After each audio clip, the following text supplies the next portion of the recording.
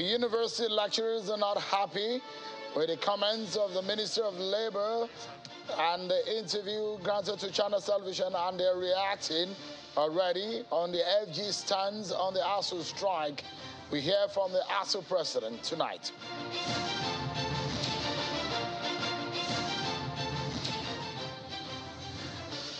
And the PDP presidential candidate Atiku is making, frankly, efforts in reconciling party leaders ahead of the election.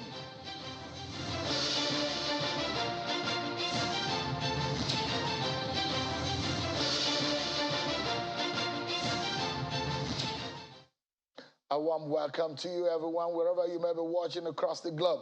This is Politics Today, live on China Television. I'm Sean Kimalo in Abuja. Let's begin tonight, everyone, and continue to keep tabs on what is going on in the education sector in Nigeria, and our countdown continues. It's almost 180 days. In fact, it's 177 days since university lecturers in federal universities in the country began the strike action, keeping students away from the classrooms. The standoff between the federal government and the lecturers have since gone on, and the lecturers have accused the government of not keeping to its bid. President Buhari is giving a 2 weeks ultimatum to the Ministry of Education to ensure that the standoff is resolved. Nigerians are now looking forward to the stakeholders getting their acts together to resolve what has become a national embarrassment.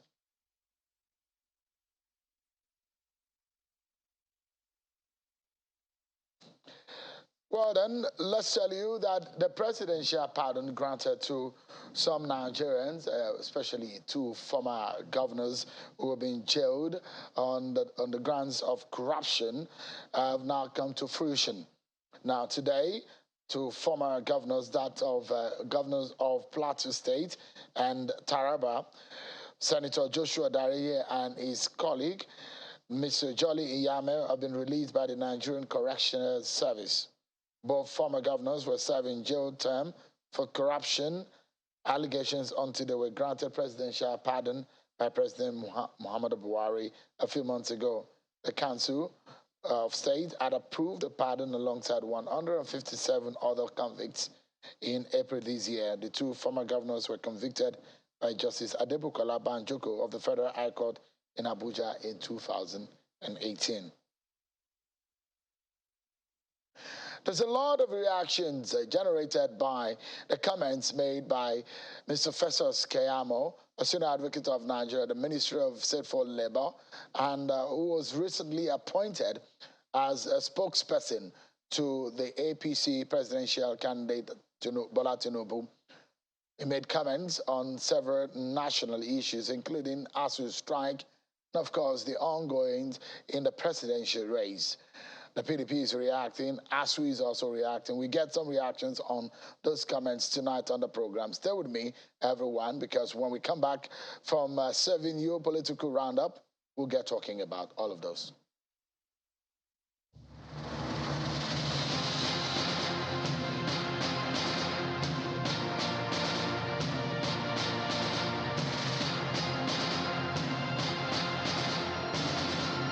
A group under the aegis of concerned Christians on the plateau has opposed the nomination and appointment of Governor Simon Lalong as the Director General of the Tinubu-Shettima Presidential Campaign Council. The group at a press conference in Jos, the Plateau State capital, also called on Christians in the All Progressives Congress to immediately withdraw their membership since the party does not respect their religion. We are not competent to get the ticket of Vice President. Then how competent are we to give them our project? A group known as the Concerned Delta State PDP Youths has protested at the headquarters of the Independent National Electoral Commission (INEC) over the ongoing governorship candidate tussle in the state, as they asked the commission to recognize Mr. David Dedevie as the authentic candidate of the PDP. A federal high court in Abuja had in July this year disqualified the Delta State PDP governorship candidate, Mr. Sheriff Oberowori, a judgment which the defendant has appealed. However, the protesters at the INEC headquarters displayed placards asking the commission to obey the existing court judgments and recognize their candidate. So we are calling on INEC to respect the court, to upload David Edevia's name into their website, but they did not do that. Rivers State Governor Wike has inaugurated the 7th flyover bridge to be constructed by his administration, with a promise to do more in the remaining months of his administration. He says his effort at improving the infrastructure of the state is to reciprocate the kind gesture of the people in trusting him and his party, the People's Democratic Party. A social contract, he says, will continue after the PDP has won next year's election. The commissioning of the flyover project at the popular Waterlines Junction on Aba Road was performed by the Governor of Lagos State, Babajide Sanwo-Olu, who commends Governor Wike's commitment in governance. When I see genuine leadership, I will identify with you. Governor Wike has demonstrated that with us today. The Benue State Governor, Mr. Samuel Ortom, has written to President Muhammadu Buhari for firearm licensing for the newly established Benue State Community Volunteer Guards, inaugurated last week to provide surveillance and intelligence gathering in the wake of persistent herdsmen attacks. Mr. Ortom, who disclosed this today while playing host to a delegation from the Northern Christian Women Coalition at the Government House in Makurdi, says the move became necessary following the legitimated process of establishing the Guard to help restore peace in the troubled parts of the state. It is the same president I believe and I know during the military era and is now president. He will give me a license so that... The Ogun State Governor, Dakwa Abiodun, has assured residents of the state of more developments to fast-track socio-economic development in the state. He gave the assurance in Abeokuta, the state capital, while addressing members of the Abeokuta Club at the grand finale of the 50th anniversary of the establishment of the club. While asking for better understanding and cooperation for his administration, the governor, however, warned against politics of discord, which he said would do nobody any good. We must continue to work as one united people and bring in continued development to Ogun State. The governorship candidate of the Labour Party in Plateau State, Honorable Yohana Majif, has denied stepping down for another candidate as flag bearer of the party ahead of the 2023 election, stating that he remains the authentic standard bearer in the state.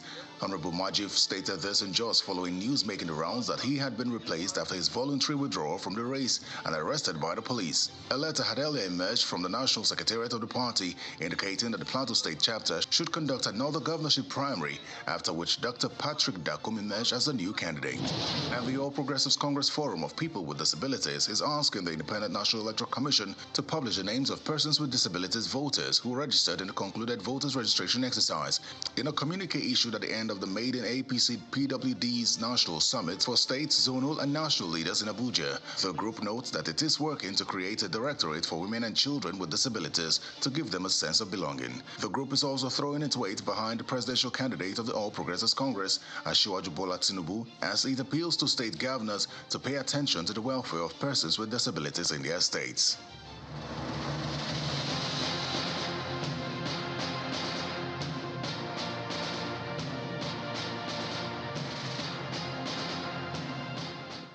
Thank you so much, everyone, for staying with us.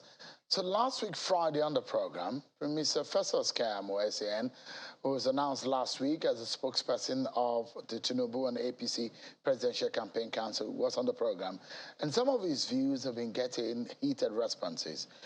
The part where Mr. Keyamo spoke about the PDP presidential candidate, Mr. Atiku Abubakar, has got the spokesperson of the Atiku campaign talking.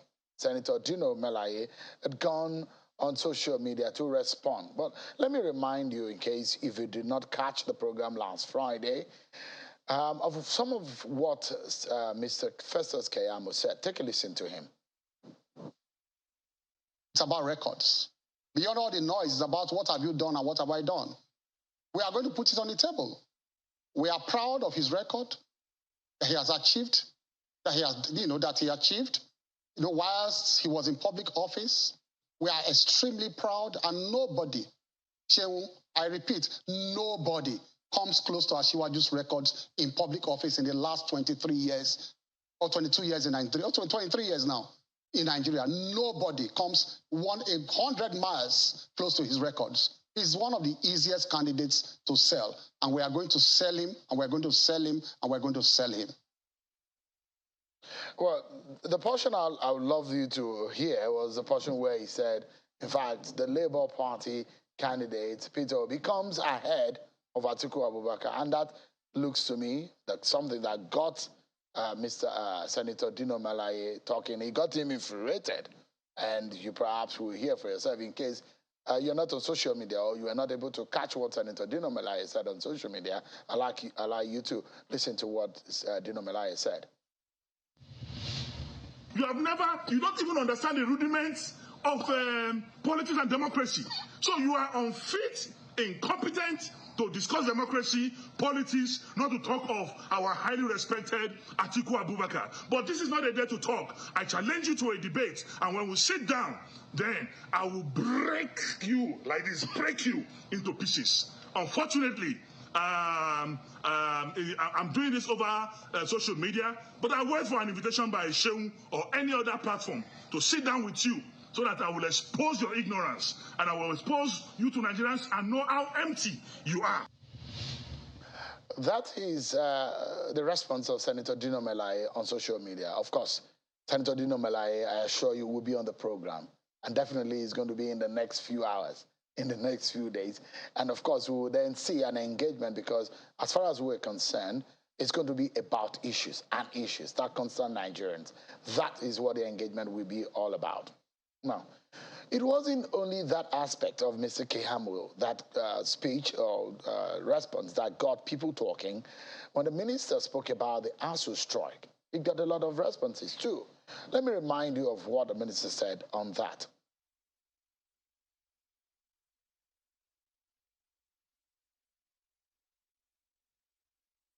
All right, we'll get to you that response from the minister on ASUU strike. But tonight, we're getting a direct response from the University Lecturer Association, ASUU. The president of the university, the ASUU, is joining us virtually from Umar here. Professor Oshudeke joins us virtually. Thank you, Prof, for joining us tonight. I'm very sure that you have a lot to say based on what you heard the Minister of State for Labor said on the program last Friday. What part of it, because one part that a lot of Nigerians got is that ASUU need to be begged to go back to the classroom. I'm very sure that some parents were already begging you. So how are you reacting to the minister's comments? Thank you very much for inviting me and giving me the opportunity to respond to what he said. For us, as a union, we are not talking about ASUU. We are talking about Nigerian university system that have virtually collapsed in such a way that you don't see any student from any over the world coming to Nigerian universities as a student. You don't see any lecturer from all over the world coming to Nigeria to teach. While Nigerian lecturers and students are all moving in droves out of the country. That is why we're on strike. It's not about our welfare, about everything. It's about this system. Are we proud of this system? With Keyamo, who had just spoken, would you allow his children to school in Nigerian university? So that is the comical thing that I saw when he was speaking. And this is somebody, for me, why I felt so disappointed was that this is somebody who, before he joined this partisan politics, he was one of those on the street.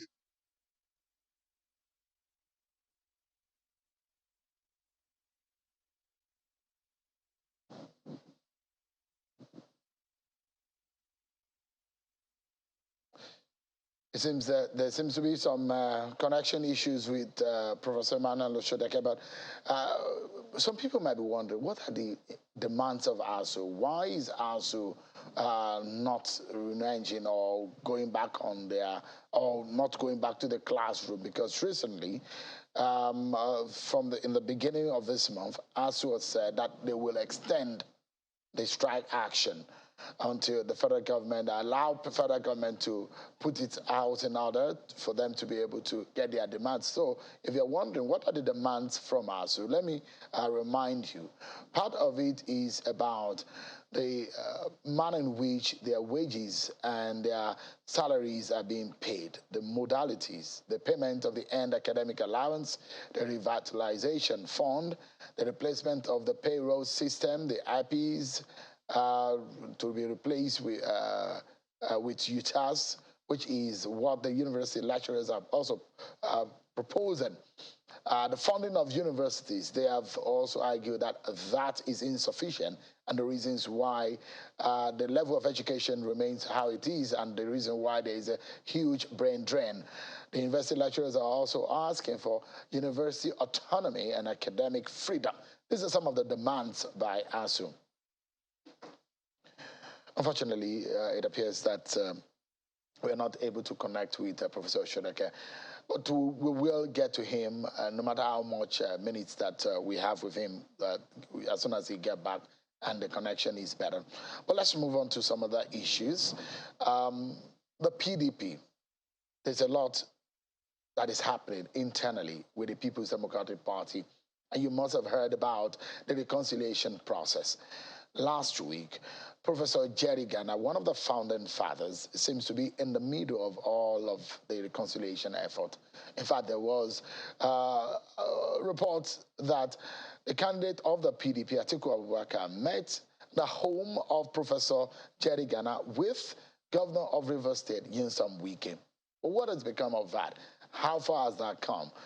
Since Governor Wike came back into the country, he spoke, and he said he was unhappy with a lot of things that is happening, and reactions have trailed his comments also. Tonight, let's get a sense of insider view on what is happening within the People's Democratic Party. How much of effect would this have on the PDP and its chances in the presidential election? You heard what Mr. Festus Keyamo said last week on the program. He said, in fact, Atiku Abubakar does not have the pedigree and the capacity to lead the country. According to him, he says he's never been the chief executive to handle the. In fact, Peter Obi comes ahead of him. These are some of the issues that might be touched on tonight. Before I introduce my guest on that issue, I understand that Professor Emmanuel Oshodeke, the ASUU president, is back with us. Prof, before the connection gets you out of our faces tonight, do you need begging, just like the minister is asking? Because the inference is that everything that the federal government needed to do, the federal government is doing. Perhaps you are asking for too much, and the revenue of government may not allow the government to be able to meet your demand in terms of the monies that you're asking for. What exactly, if you can tell Nigerians tonight, are you waiting for or looking for or demanding from federal government today? Thank you very much. You're hearing me? Hello? Prof, please go ahead. Hello? Prof, go ahead, please. You see, what we're asking for in 2020, after our agreement 2039, in 2019,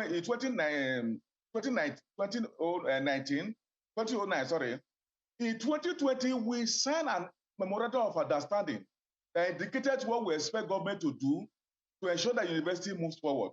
And they include the issue of revitalization, for which we said that they should release one tranche. If you recall, in 2013, with the government of President Jonathan, we said they should release this money over 6 years at the rate of 220 billion per year, which this government in the past 7 years have only released 50 billion naira out of about 1.1.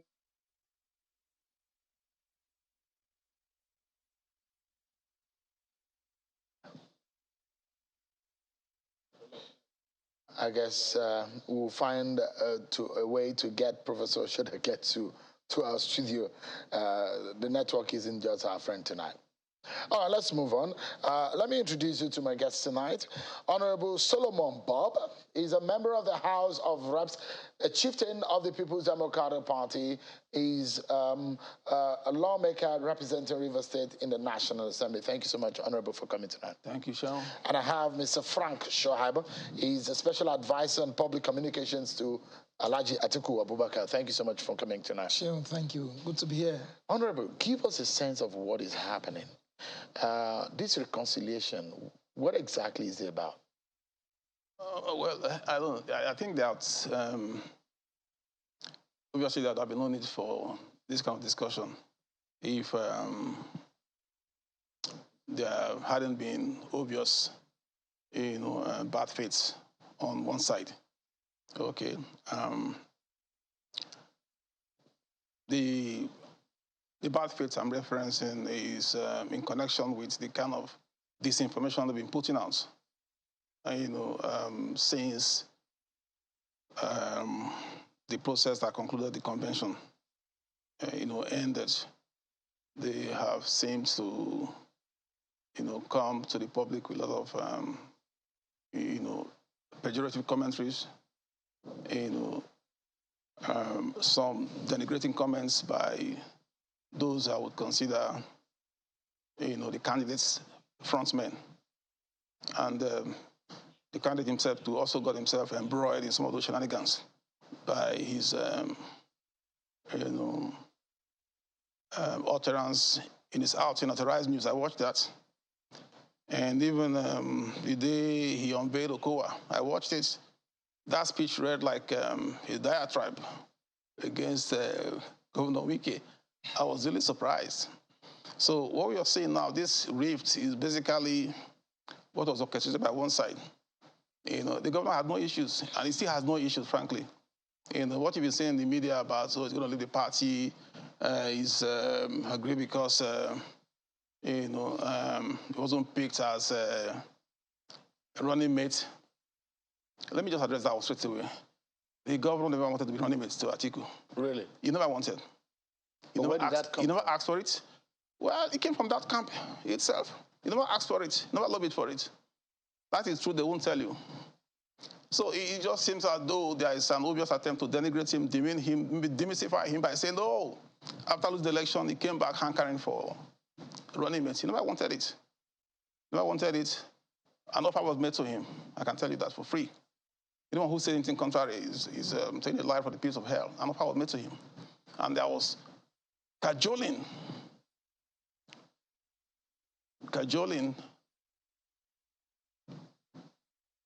subsequent to the offer that was made to him. But so many interests for him to accept. Is it true also that they offered him Director General of the campaign too? Well, I will speak to what I do. That offer was never made. The offer of running mate was made to him. And in any case, see, you cannot say anything about Governor Wike, but you cannot associate him with hypocrisy. He said clearly in the run-up to the campaigns that he wasn't running to be running mate to anybody. He wanted to be president because he's had, a very workable plan of action for the country. So the running mate issue came from, the side that has sought to use it now as a tool to denigrate and demean him. Okay, he never wanted to be running mate, frankly. In any case, like I said, the governor is not somebody who's, everybody knows he's straight talking, he's straight dealing. You can say what you like about him, hate him or like him. You can't associate him with hypocrisy.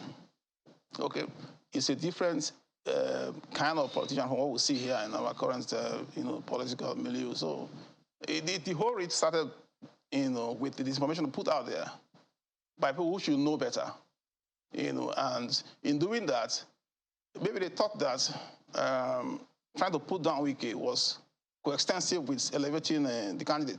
The candidate has a huge profile. He has an election to run, an election to win.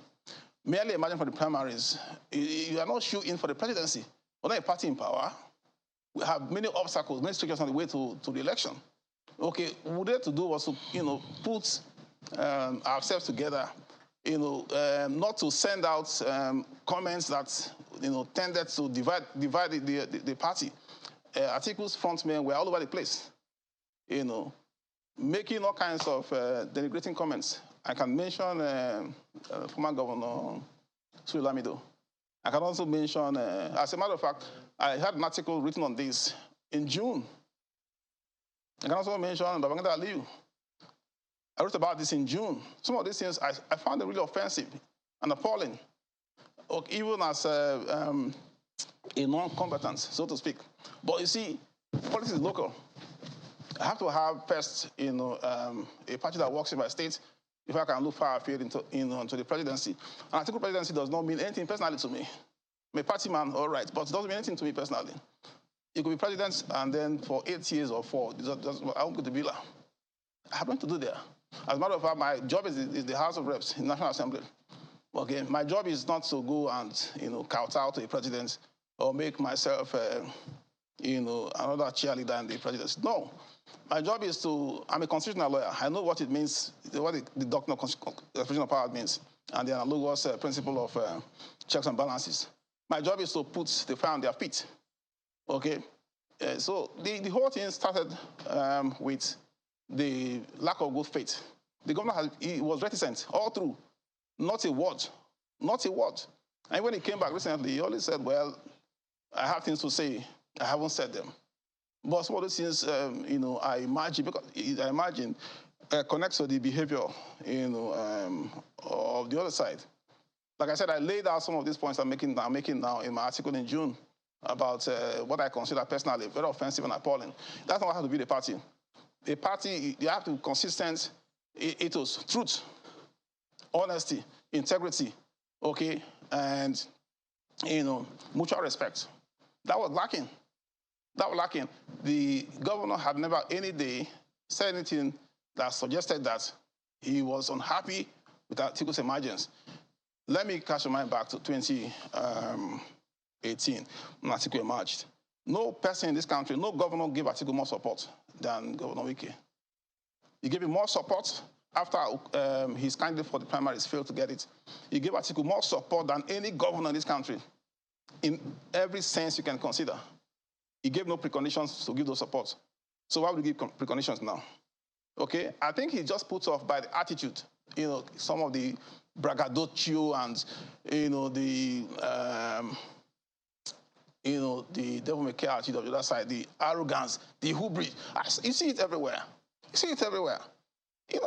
See, take it or leave it. Wike is PDP's biggest draw. I'm saying this, PDP's biggest draw. It has, I don't know, but it's very, in my view, it has capacity to move the needle on this election. Okay? The arrogance from that side was necessary. We don't control anything. We don't control anything. Right. What about promises was given to you about those how they will vote? They still remain promising notes. Okay? Deal with the facts of your party. Take everybody along. Okay? Give regard to whom it is due. Nobody's saying should go and say no. Right. But don't just send innuendo messages out there attended to divide the house and cause someone. Like I said, his minders thought that by making comments that were denigrating of the governor, they were he was simultaneously elevating the candidate. They were not. In fact, they were self-owning for him. Let me allow Mr. Shaib to come into the conversation. The same question to you. What is going on? Well, first off, I would say that absolutely nothing too much to handle. I remember vividly that Governor Umahi and Governor Wike, respectively, on this show, called each other unprintable names using this platform. But today, they are best of friends. It's all politics. It's all politics. But a quick response to my brother, my honorable gentleman, and a strong leader of the PDP from Rivers State. I want to take exception to certain use of unkind comments, particularly as it relates to the candidates, His Excellency Alhaji Atiku Abubakar. To say that he sent his men, forward, to denigrate the candidate, to denigrate Governor Wike. To what end is that? A man has emerged presidential candidate of a party after a keenly contested primary election. He went on to visit all the aspirants who contested with him in that election. Why would the same person turn around to now ask anybody to say, look, you need to pull down Governor Wike because you want to raise my profile? What elevation is that? For me, it is incongruous for anybody to even contemplate such a conjecture. Because in the first place, Governor Wike is a strong ally of His Excellency Alhaji Atiku Abubakar, a strong leader of the party, one of our finest in terms of governance. He has shown credibility, he has shown leadership, he has shown productivity in terms of governance. And I'm not sure, with profound respect to my brother here, that he has found any of the close aides of His Excellency Alhaji Atiku Abubakar. Just as you have done articles, I have done multiple articles, in the papers. Particularly, my last one was PDP is Governor Wike's last bus stop. Why PDP is Governor Wike's last bus stop? It was published in all national releases, including but not limited to even these day newspapers, the Vanguard, and multiple other platforms. But interestingly, our position has been clear and unambiguous. You do not, His Excellency Atiku does not, he will not degenerate to the level where he would ask anybody to denigrate Governor Wike so that we can promote him. What kind of promotion is that? I have been in the business of crisis communication for a long time. And in my years of studying in the university, I have never, he's a constitutional lawyer. I don't know what you call that in the media. Because you are talking about somebody who is your ally, somebody you need to join forces with to win an election, particularly when you are in the opposition. How would you now begin to hire goons to say you want them to denigrate such a person? It's not possible. His Excellency never did that. He couldn't have contemplated that. He never even thought along that line. Now, number two, I want to let you know too that the PDP is a political party and not a pressure group. Governor Nyesom Wike contested the primary election with His Excellency Alhaji Atiku Abubakar, among other aspirants in the party, assuming but not even conceding that my brother here was tangentially correct when he said he never wanted to be running mate to His Excellency Alhaji Atiku Abubakar. I'm not Atiku Abubakar.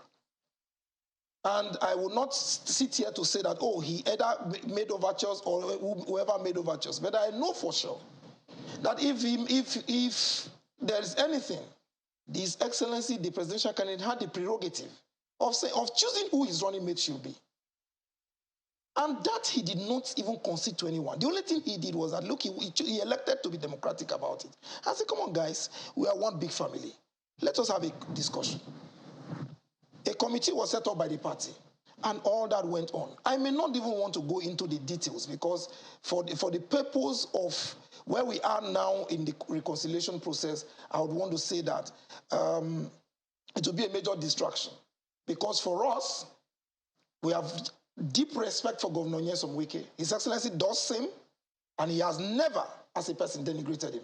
His speech, particularly on the day he unveiled Governor Ifeanyi Okowa, was rendered in plain English language. And I do not understand why anybody would want to misinterpret that to suit any parochial or personal motive. Because as far as we are concerned, while unveiling that young man, Governor Ifeanyi Okowa, he only eulogized the man and talked about his strengths and why he picked him. He never, in that speech, denigrated anybody. Anybody who thinks otherwise is only in a figment of the person's imagination. Right. Because the reason is simple, and I'll tell you clearly, Sheon, PDP belongs to all of us. Governor Nyesom Wike is one of our finest, like I stated, from the beginning. And we will not, and we cannot even contemplate to denigrate him under any guise. All right, let's take a breather. We understand that there was a meeting which happened, an instance of Professor Jerry Ghana in the home of Professor Jerry Ghana. I'd like to know, and our viewers would like to know what happened at that meeting. How did it go? Did it go well? And were the leaders of the party, were they able to reconcile? And what does this mean for the party? For those who even said that, first of Keyamo said, Peter Obi even comes ahead of Atiku. We'll take a break, and when we come back, Honorable Solomon Bob is still with us, and Mr. Frank Shaibu. Stay with us, everyone. We'll be right back.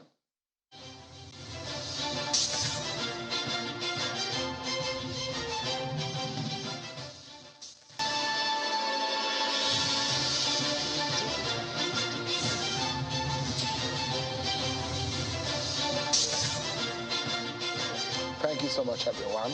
Honorable Solomon Bob, a chieftain of the PDP and a lawmaker representing River State in the National Assembly, is speaking with us alongside Mr. Frank Shaibu, who is a special advisor to Atiku Abubakar on public communications. Thank you so much, gentlemen, for coming tonight. Thank you, Shane. I'll go to Honorable Solomon Bob, just maybe I should go to him because I know you like to react to some of the things that you've said.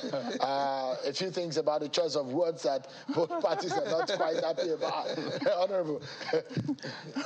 Yeah, just to reiterate the point I made earlier. First, I never said that Atiku sent anyone, but those who spoke, like I said, were his frontmen. I never read any of them in. Okay, I can mention 3 persons, 4 persons here who spoke. It was no coincidence that they took turns, one after the other, to make very deliberate, pejorative comments about the governor. On behalf of a candidate they thought they were helping, who had election to run. How would he feel? Secondly, the point about, So it feels like it was a tacit. What? I mean, the comments you were making reference to, looks like there were tacit response from the candidate himself. Absolutely. Since you felt that he didn't rein them in. There could have been if those persons, publicly could be seen as your agents, okay, then whatever they said for you against someone else could be interpreted, as having your own buy-in. That's as simple as that. There are no points to, no need, basically splitting hairs over this. Secondly, in respect to what he said about the candidate's speech, I think I asked him to go back. Yeah, a media person, go back to that speech and read it. And read that speech, go and read it again. Go and read it again, and then come back to me. Maybe after show, take my number, come back to me and call me and see. No. It's not for me to point out these paragraphs here that I'm saying basically amounted to a diatribe by the candidates, very serious innuendos. There's nothing wrong in talking of the person you have chosen. No, that's okay, that's fine. That's normal, that's to be expected. But don't talk down through innuendo the person you did not take. It doesn't make any sense. Those things, Honorable, yes. Do they have implications on the election? Well, yeah, they do. They do, because if the other person feels sufficiently aggrieved, okay, and offended by the choice of words, and he takes a stand, against the corner from which that kind of comment came, then it could have consequences. Let me even ask. No, hold on, please. Let me even ask a question. Yep. Let me ask a question. There were 3 candidates that were nominated by the committee. So assuming but not even considering that innuendos were made by the candidate, which I disagree with you in its entirety, because I read through that speech over and over before His Excellency, before and after His Excellency delivered that speech at that venue. And the issue is this. He was not the only person on that list. We had Governor Emmanuel Udom of Akwa Ibom State. He was not the only person. So how do you sit down and say that and conclude that, look, those what you call supposedly innuendos were meant and directed at Governor Nyesom Wike? In any case. No, you see, this is not right. Can I just say something? Hold on, sir. With profound respect to you and utmost humility, we cannot continue to fan the embers of war when there is no need for one. No one is fine. You understand? We cannot continue to do that. You cannot say, look, a man at the level of His Excellency Atiku Abubakar delivered a speech where he eulogized the person he chose as his running mate, something that is exclusively his prerogative. And you say that, look, the words he used in describing the man were maybe a direct opposite of what maybe Governor Nyesom Wike represents in your mind's eyes.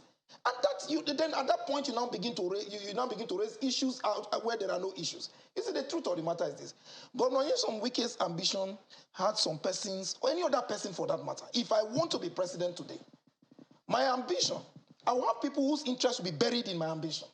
That you must know. And when for any reason in an election, in fact he was a team player, particularly before the primaries. And after the primaries, he didn't question the process. You understand? And he has stood as a statesman.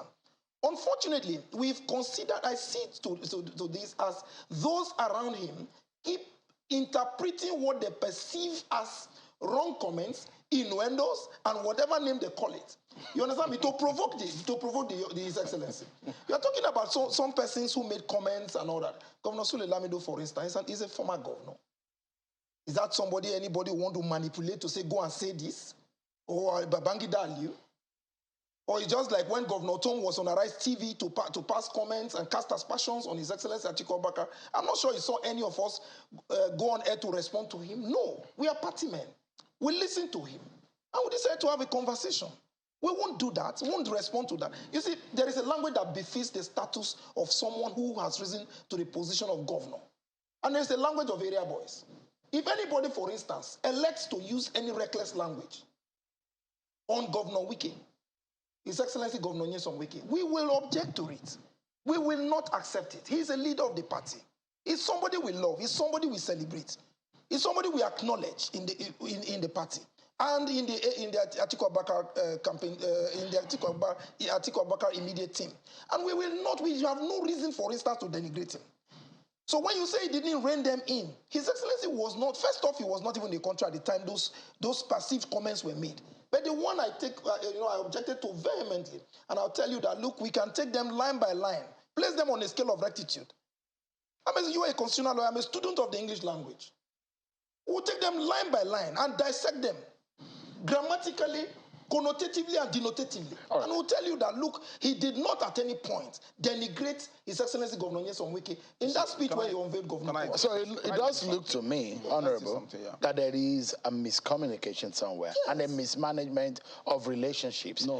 What do you think? No, what happened was disinformation, deliberate disinformation. You see, it's a spokesman for the candidates. Like, I'm not here to really put down the candidates, okay?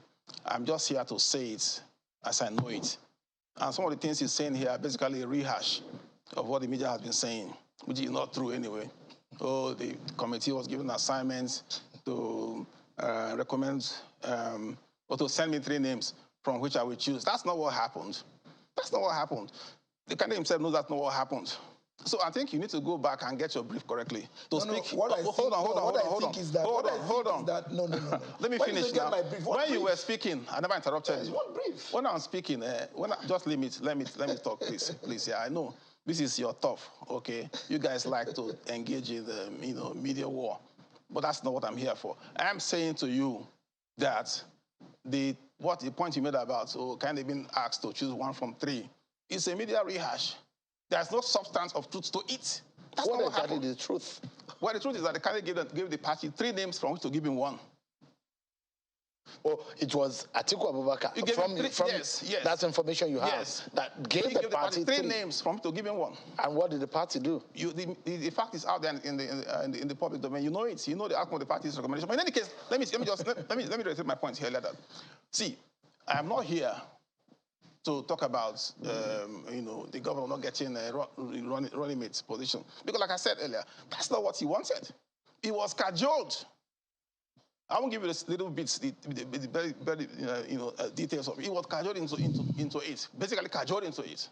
By the candidate Of course himself, yes, I'm saying that. So now listen, the whole point of, what I'm saying here is that my personal, taking all of this is disinformation put out there, okay, by major party honchos, okay, persons who are directly connected with the candidates. It's our candidates. I haven't left the party. I'm not going to leave the party.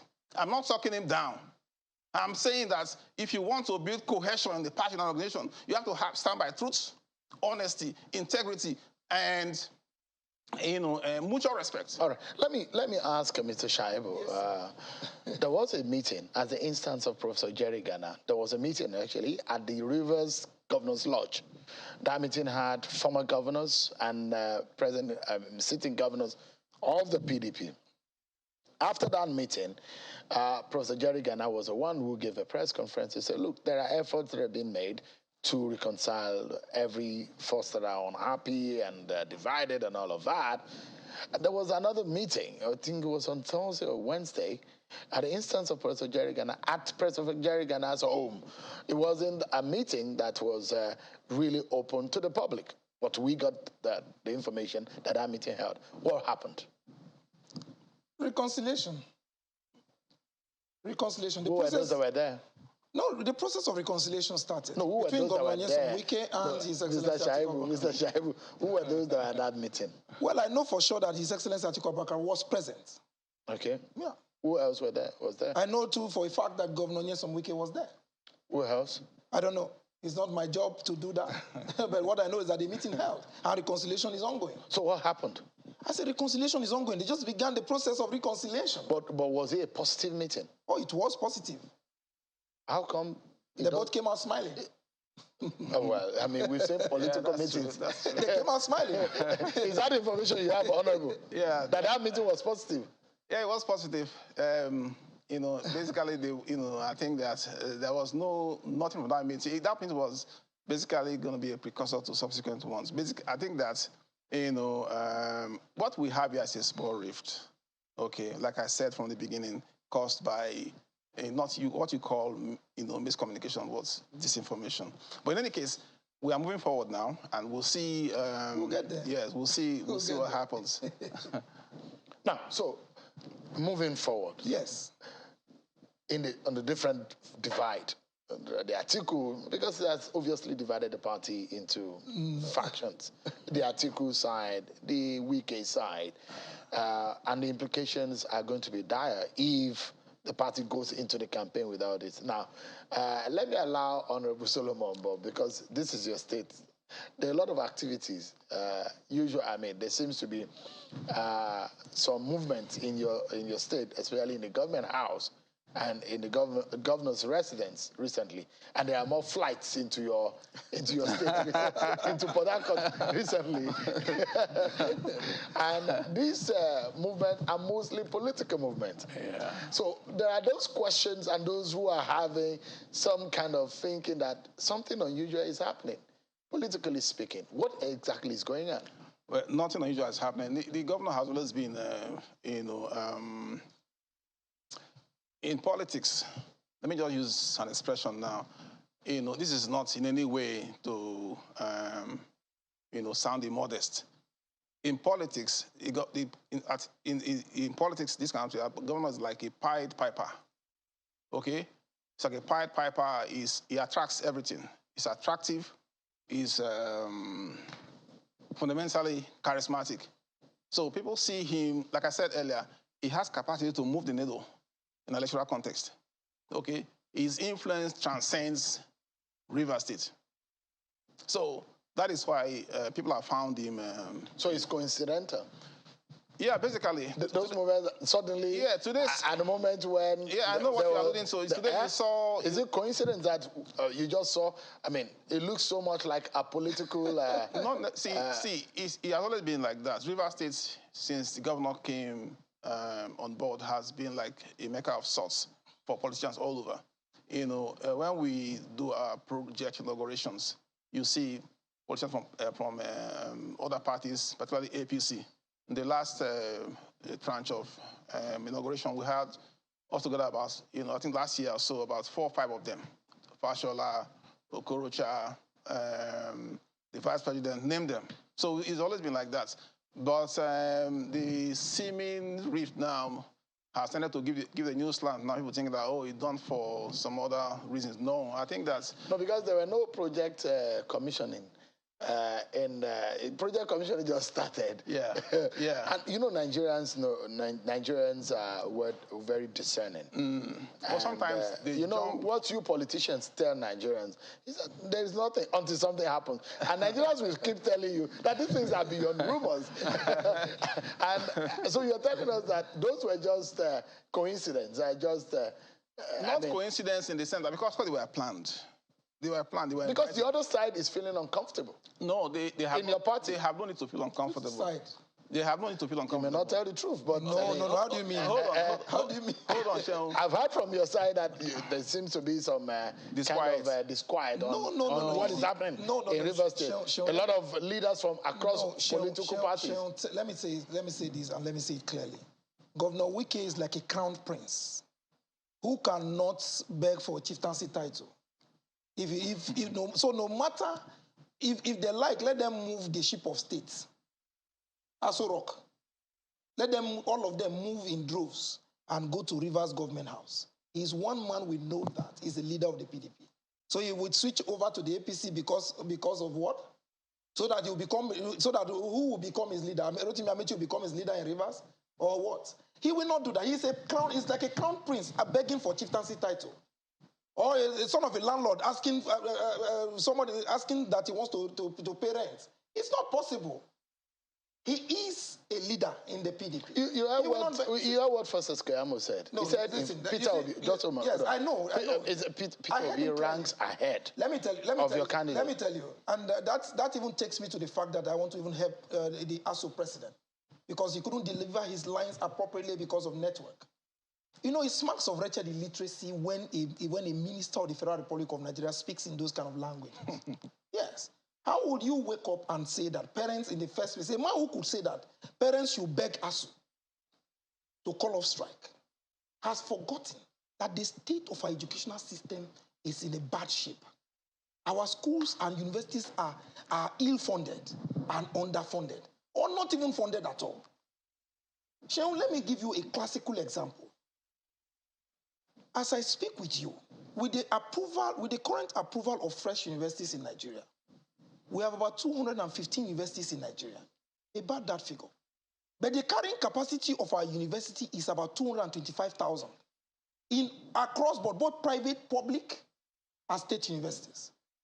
Both federal, state, and private universities. The carrying capacity is about 225,000. Yet, 1,900,000 students write JAMB every year. What does that portend? What it means is simple. If you take 225,000 out of 1,900,000 students, you will be left with about 1,600,000 and something thousand students roaming the streets who cannot gain admission. What is the problem? The facilities in our university, the infrastructure is not enough to accommodate more than 225,000 students. So the 1.6 million students roaming the streets will become vulnerable to bandits, separatists, and insurgents. So when you are discussing the issue of security, and you're talking about ASUU, we need serious-minded persons who understand how governance should be and how the people should be ruled. All right, I'd like you to respond to the comments made by Mr. Festus Keyamo, that your principal has not held a chief executive role in government. It's only been a vice presidential, a vice president. And that Peter Obi, in fact, ranks above him in that respect. You see, when we get spent for sale mercenaries, there is nothing you don't expect from them. In the first place, if he knows the role of a vice president, the constitutional role of a vice president, not forgetting too that His Excellency Atiku Abubakar was not just the regular vice president. He was chairman of the economic team. He raised a strong team. Particularly, have you forgotten the revolution that telecommunications brought to our economy? He led that team. So it's not something anybody, in fact, his audience know the truth. And they know what Atiku represents. Before now, their storyline was that, oh, Atiku was too old. We told them that age is not a parameter for measuring capability. Age. 2023 election, let me tell you something. 2023 election will be based on two major parameters: hunger and anger. And the only scorecard the APC has to offer Nigerians is blood, tears. Do you understand me? And hunger. Blood, tears, and hunger. Sheon, as you sit here, if you open your WhatsApp message or your text message, you will see not less than 100 text messages begging for just quick 2,000 naira, urgent 2K. Honorable, if I turn to him, I'm sure it's the same story. Because the people are hungry and they are angry. Let me allow. Those are the major determinants. Let me allow Honorable. There is a series of commissioning which began today in Rivers State. Yep. Already people there were trends on social media. For those who were surprised to see an APC governor commissioning that, and you were talking about that earlier on. Yeah, they shouldn't have been surprised. I'm not sure they've been following the trend of commissionings in the States over the last couple of years. Like I mentioned, the Vice President Shibanjo has been there to commission projects. Fashola has been there to commission projects. Okorocha has been there to commission projects, and so many others from the other side. I think it's testament to the period in which we live now, that everything is seen through the prism of the seeming rift within the party. Otherwise, no one should show any discomfort about that. It's been The governor is an all-embracing kind of governor. I'm not sure anybody raised any eyebrow when Minister Fashola was there the other time, when the vice president was. But the reason why people will comment this time around is because of what is happening in the PDP. I'm thinking that now that you're saying, in fact, APC governors, about a lot of them went to visit Governor Wike. But I think it's normal. See, in politics, when there is a perception of rift anywhere, the other side or any side that wants to take advantage will make the move. Okay, like I told you, they're going like a Pied Piper and PDP, and basically in nation politics generally today. I'm saying with all sense of modesty. Okay, so anyone who wants to be someone in politics among the current gladiators for presidency will naturally gravitate towards him. All right. It's just normal. Thank you so much, gentlemen, for coming on. Mr. Frank Schreiber, good to see you again. Yes, good to see you. Is there something else you want to say? Yes, we are totally out of time. I know. But the campaigns are here, they're before us. And so in due time, you get a lot of time to talk about all of these issues. Nice Honorable Solomon, good to see you again. Thanks so much, gentlemen, for coming. Well, that's our show for today, everyone. Many thanks it's good that you guys are shaking hands at the end of the day. Thank you so much, everyone, for watching. I'm Shiwa Kimale. Bye for now.